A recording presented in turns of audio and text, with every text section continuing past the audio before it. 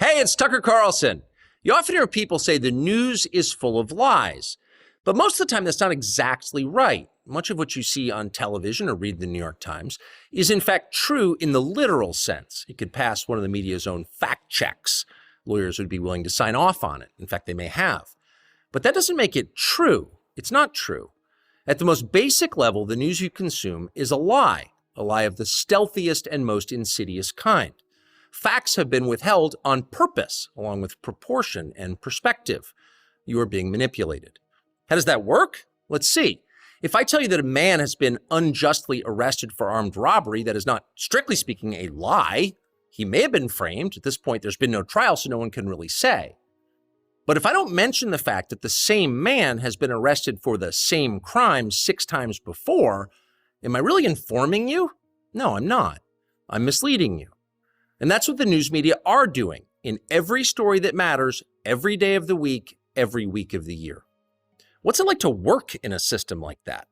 After more than 30 years in the middle of it, we could tell you stories.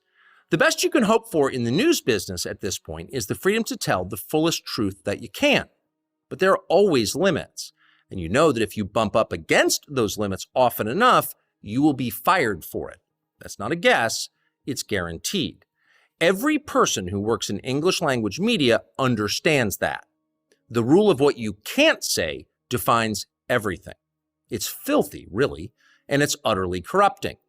You can't have a free society if people aren't allowed to say what they think is true. Speech is the fundamental prerequisite for democracy. That's why it's enshrined in the first of our constitutional amendments. Amazingly, as of tonight, there aren't many platforms left that allow free speech.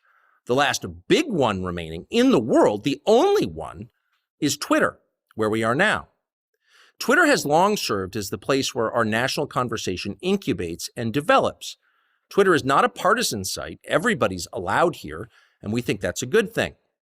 And yet, for the most part, the news that you see analyzed on Twitter comes from media organizations that are themselves thinly disguised propaganda outlets. You see it on cable news, you talk about it on Twitter.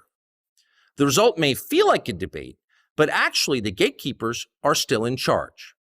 We think that's a bad system. We know exactly how it works, and we're sick of it. Starting soon, we'll be bringing a new version of the show we've been doing for the last 6.5 years to Twitter. We'll be bringing some other things too, which we'll tell you about. But for now, we're just grateful to be here.